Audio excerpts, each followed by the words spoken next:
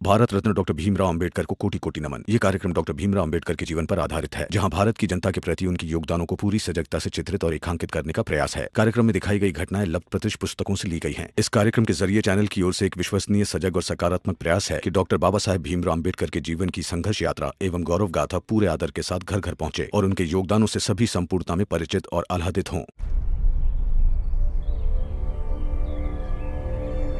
सदियों से चली आ रही अमानवीय प्रथा, गले में मटका और पीठ पर झाड़ू, पहली बार देखकर कोई भी विचलित हो सकता है।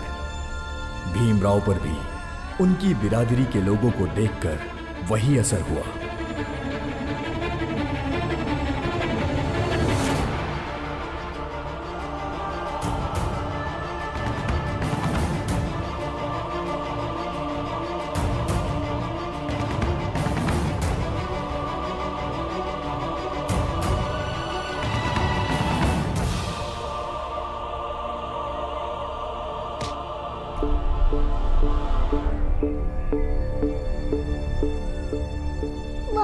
ये लोग कौन है और ऐसा क्यों है? देखो भीमराव, आज हम ऐसे हैं, कल कोई और ऐसा होगा। वो तुम भी हो सकते हो।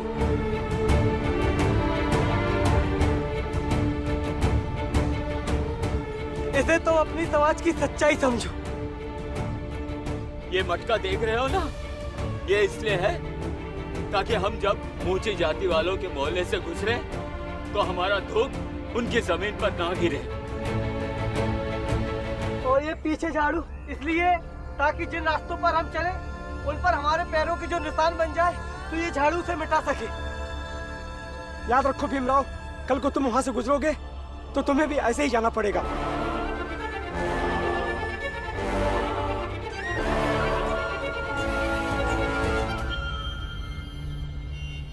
आज इसके और इसके बाप भाई के सम्मान की सरेआम धज्जियां उड़ाएंगे।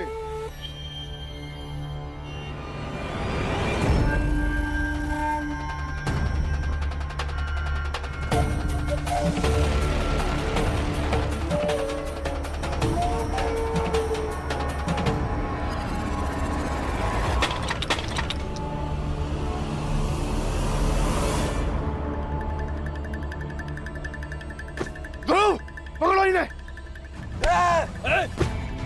कोई भी आगे नहीं आएगा। हाँ? ध्रुवानंद, तुम लोग दाईं तरफ से निकलो।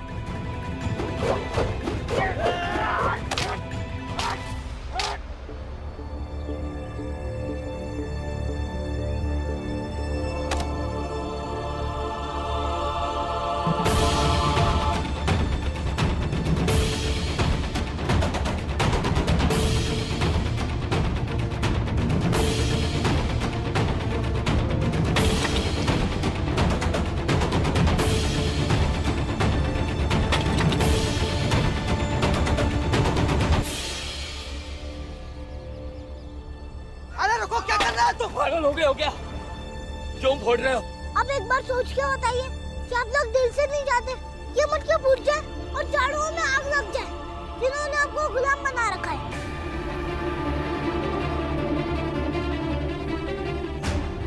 बाबा कहते हैं कि हर चीज का एक विकल्प होता है। अब उन रास्तों पर जाना ही बंद कर दीजिए, तो आपको ये मटका और झाड़ू बंद कर मजबूरन जाना पड़ता है। प्रथा के नाम पर अब तो ये कब तक चलते रहेंगे?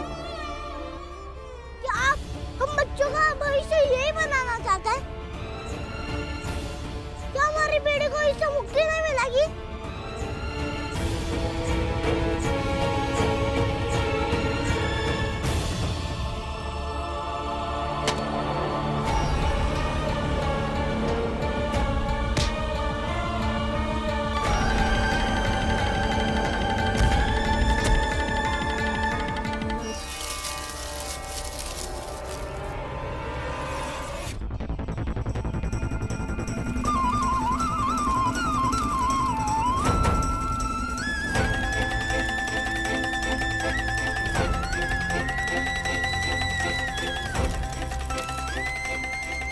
चाहे जो हो जाए, हम उस मोहल्ले में कभी नहीं जाएंगे, कभी नहीं जाएंगे, कभी नहीं जाएंगे। कभी नहीं जाएंगे। नहीं जाएंगे।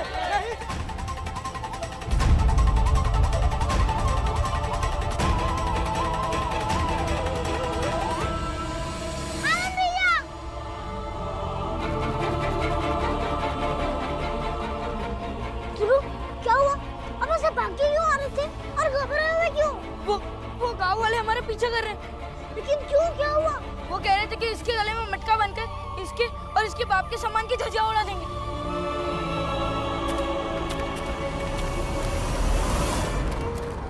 तुम लोग एक काम करो, इस घर के अंदर जाके छिप जाओ। भीम तुम भी साथ में जाओ, हम लोग देखते हैं।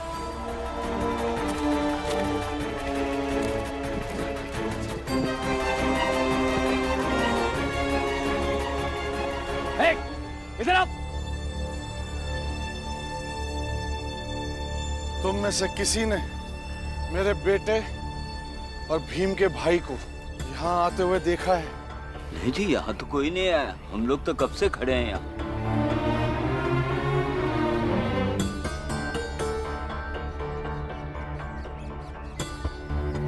तुम सब के सब झूठ बोल रहे हो। वो दोनों दौड़ के इधर ही आए। जब इधर कोई आया ही नहीं तो कैसे कह दे वो दोनों यहाँ आए थे? हमसे ज्यादा होशियारी मत करो। हम सब समझते हैं, आजकल तुम लोग ना कुछ ज्यादा ही फड़फड़ाने लगे हो। आप लोगों को विश्वास नहीं है तो घरों में जाके देख लीजिए। भीम, वो घर के अंदर आ गए तो? आनंद भैया, वो छोटी जात वालों के घर के अंदर नहीं आएंगे। सेठ जी, हम इनके घरों के अंदर तो नहीं जा सकते, उनके घरों को आग तो लगा ही सकते हैं ना। अब क्या करें? ये तो घर को जला देंगे। जो भी अंदर होगा सब जलकर राख हो जाएगा।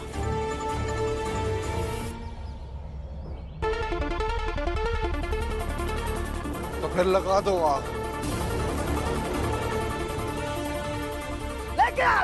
लेके आता हूँ। रुक रुक रुक, कैसी बातें कर रहा है? दिमाग खराब हो गया तेरा? मेरा बेटा अंदर भी हो सकता है। तो आपके बेटे को सोचना चाहिए ना। अरे अपनी जात का है तो अपने जैसा बन के रहे, इनकी जात के जैसा बन के रहेगा तो ऐसा ही बर्ताव होगा ना। सही कह रहा हूँ ना? बिल्कुल ठीक कह रहे हो। क्या बिल्कुल ठीक कह रहे हैं? बेकार की बातें मत करो, अभी वो बच्चा है। तो फिर सेठ जी अपने बच्चे को समझाइए और उसका बाकायदा शुद्धिकरण करवाइए और इन लोगों से दूर रखिए, वरना समाज वाले आपको भी जात से बाहर कर देंगे। अगर मुझे पता चला कि तुम लोगों ने मेरे बच्चे को छुपाया है तो बहुत भारी कीमत चुकानी पड़ेगी तुम सबको। भूखे मरोगे, भूखे सबके सब।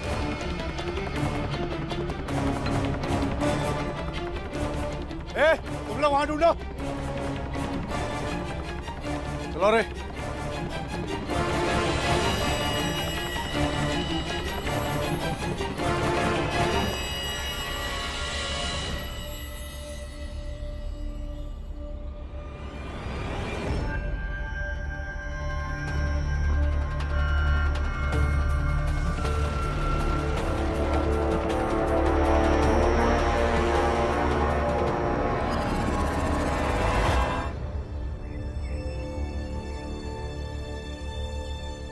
पुरंजन काका वही है। ये लोग कहीं उनके साथ मारपीट तो नहीं कर रहे होंगे? चलो हम चल कर देखते हैं। चलो चलो चलो। सारा गोबर फेंक दिया? हाँ, सारा फेंक दिया। चलो ठीक है, अभी तुम जाओ, लेकिन शाम को समय पे आ जाना।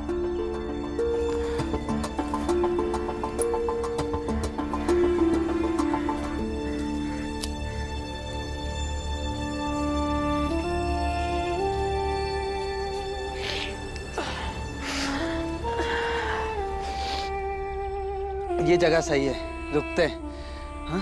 पानी मिल जाएगा, छायादार भी है।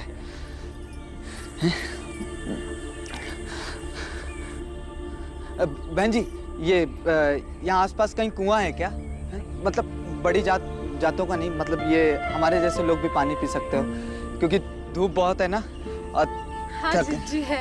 आप गोदुली वाले रास्ते से आगे जाओगे तो नहर के पास मिल जाएगा। ठीक ठीक ठीक ठीक, चल मुन्ना देखते हैं।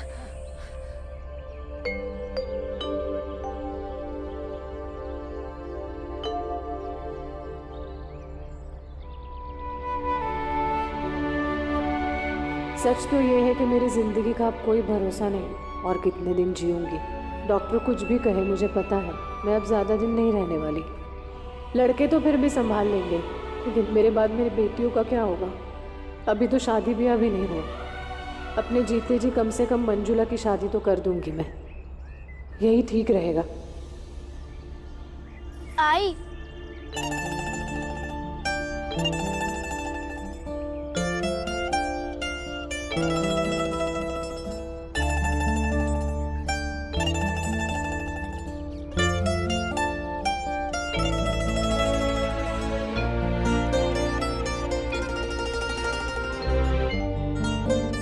मंजुला,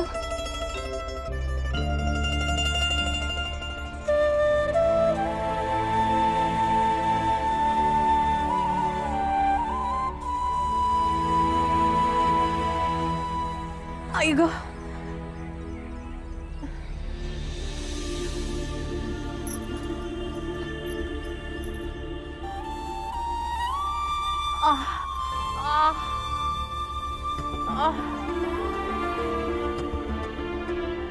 ये डॉक्टर ने तो बोला था कि धीरे धीरे दर्द कम हो जाएगा। लेकिन ये तो कम होने के बजाय बढ़ रहा है। पता नहीं। तुम क्या कर रही हो? मैं कुछ नहीं, ऐसे ही टहलने के लिए निकली थी, जरा थक गई तो। तुम सब लोग यहाँ क्या कर रहे हो? वो पुरंजन काका। पुरंजन काका क्या हुआ उन्हें? चलो। लीजिए सेठ जी, जगह जगह पोस्टर चिपकाने हैं, अंग्रेजों के खिलाफ लड़ाई तेज करनी है और सबसे पहले उन्हें निशाना बनाया जाएगा जो अंग्रेजी हुकूमत के यहाँ नौकरी करते हैं या कर चुके हैं। चुन चुन कर मारेंगे उन्हें। लेकिन ये गलत है ना, अब किसी की जान लेना गलत है ना। देशद्रोही है वो। अंग्रेजी हुकूमत के यहाँ नौकरी करने वाले भी देश के गद्दार, उन्हें मारना कैसा गलत? अपनी अपनी सोच है। बहुत बार आदमी का निर्णय परिस्थितियों पर निर्भर होता है। कल को अंग्रेज सरकार में काम करने वाला हो सकता है आज उनके लिए काम करना ना चाहे। राम जी रुकिए सेठ जी, इस सोच को बदलना जरूरी है। क्या कहना चाहते हैं आप? अंग्रेजी हुकूमत के यहाँ नौकरी करने वाले भी देशद्रोही हैं, उन्हें मारना कैसा गलत? आप किस आधार पर यह बात कह रहे हैं? कि वो अपने बीवी बच्चों का पेट पाल रहे हैं, अपना घर परिवार चला रहे हैं। अरे अंग्रेजों की गुलामी कर कर अपने बीवी बच्चों को पालने से अच्छा पता है क्या है? उनका गला दबा के उन्हें मार दिया जाए। क्रांति तो हम अपने तरीके से ही लाएंगे सेठ जी। क्यों बहस कर रहे हो? गलत थोड़ी ना कह रहे हैं वो। आपकी जो भी गतिविधि हो आप हमें इत्तला करते रहिएगा। जरूर सेठ जी। वंदे मातरम। वंदे मातरम। आप भी बोलिए वंदे मातरम। वंदे मातरम। चलो भाइयों, वंदे मातरम। तुम अंदर जाओ, जाओ। राम जी, तुमसे पहले भी कहा है, तुम इनसे ऐसी बातें मत किया करो। इन्हें जरा भी भनक लग गई ना कि तुम रिटायर्ड सूबेदार हो तो हम दोनों का यहाँ रहना मुश्किल कर देंगे। माफ कीजिए सेठ जी, लेकिन मेरी आत्मा जानती है, मैंने भी अपनी मिट्टी से बहुत प्यार किया है। शायद मैं इन लोगों की तरह इतना मजबूत नहीं हूं।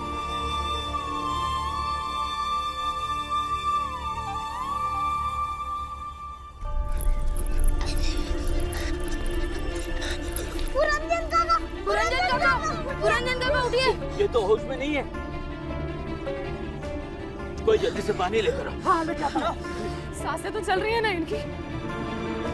सांसें चल रही है। काका को बहुत चोट आई है, इन्हें उठाकर वैद्य जी के पास ले चलिए। चलिए जल्दी करिए, उठाइए इनको। चलो ले चलो इनको। भीमा भाई, अरे ओ भीमा भाई, क्या हुआ?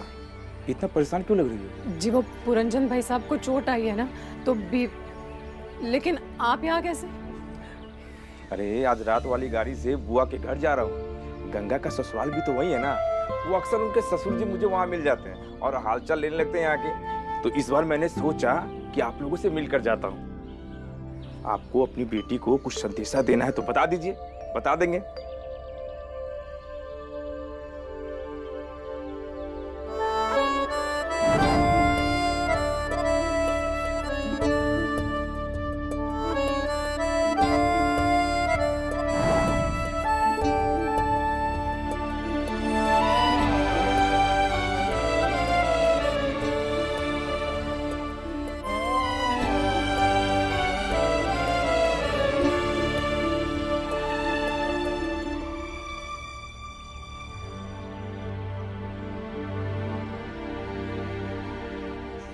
जी संदेशा तो है। गंगा से कहना कि अपनी छोटी बहन मंजुला के लिए कोई अच्छा सा लड़का देख ले। अभी शादी करा देनी है मंजुला की, उसके बाद तुलसा को भी ब्याहना है। जीते जी बच्चियों की शादी हो जाए, उससे अच्छा क्या है? अरे ऐसे क्यों बोल रही हैं आप जीते जी? जी भाई साहब, जिंदगी का क्या भरोसा। आजकल वैसे भी बीमारी रहती हूँ, आज हो कल नहीं, क्या पता।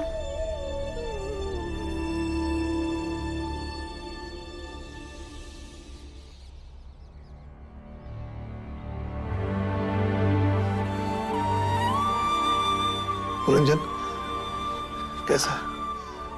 ठीक हो? आज तुमने मुझे और मेरे बेटे को अपमानित होने से बचा लिया। तुम्हारे जैसा दोस्त दुनिया में हर किसी को मिले। राम जी, दोस्त हूं तेरा। यदि मेरे रहते आनंद को कुछ हो जाता तो क्या मुंह दिखाता मैं तुझे?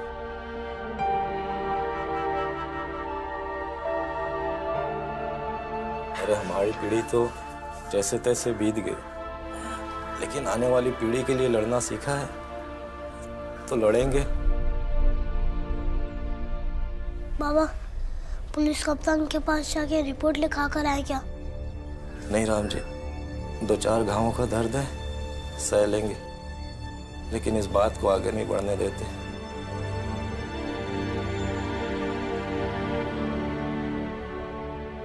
आनंद, आगे से उस मोहल्ले में कभी मत जाना। हम भी नहीं जाएंगे।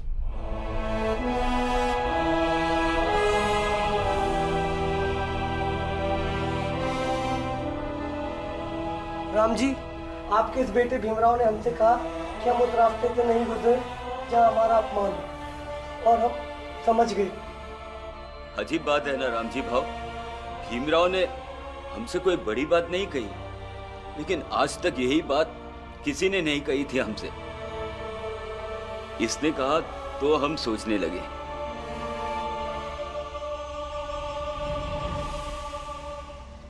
लेकिन आप उन रास्तों से आएंगे नहीं, जाएंगे नहीं, तो कमाएंगे कैसे? हाँ नहीं, इस बारे में तो सोचा नहीं कि उनसे दूर होके हम रोजी रोटी कैसे कमाएंगे। भीम, इनकी समस्या का समाधान करो। है तुम्हारे पास कोई उपाय? कैसे? ये कैसे कुछ बता पाएगा? ये बच्चा है। और फिर ये भी बता दो कि ये लोग अपने बीवी बच्चों का पेट कैसे पालेंगे? कहां से जुगाड़ेंगे ये रोजी रोटी?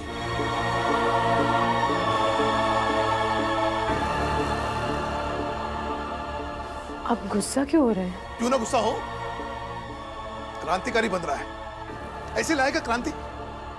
ऐसी बातों की हिमायत करेगा कि भूखे मर जाएंगे, लेकिन ये नहीं करेंगे, वो नहीं करेंगे तो मैं डांटूंगा, जरूर डांटूंगा।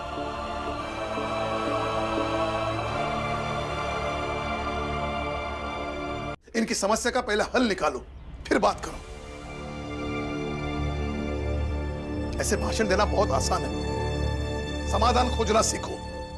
बाबा, पहले ये तय कर ले कि ये नहीं करना है, तभी तो सोच पाएंगे कि अब क्या करना है। जब एक रास्ता रहता है तब दूसरा रास्ता नहीं दिखता, और जब एक रास्ता बंद हो जाएगा तो दूसरा रास्ता खुद ब खुद निकल आएगा।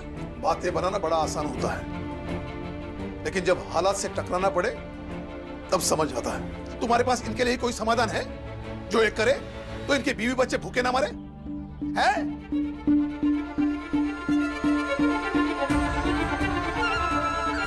अगर नहीं है तो चुपचाप बैठो।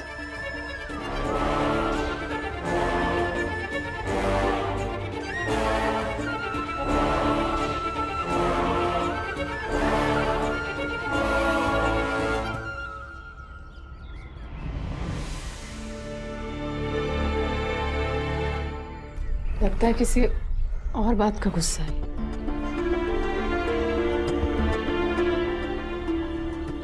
भीम, रुक जा, अभी गुस्से में है ना? नहीं बुआ, बात करना बहुत जरूरी है।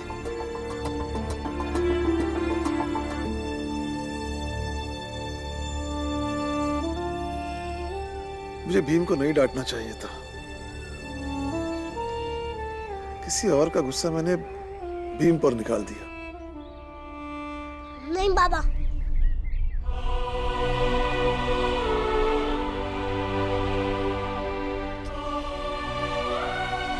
बाबा आपको बार बार किसी को सफाई देने की कोई जरूरत नहीं है, खुद को भी नहीं।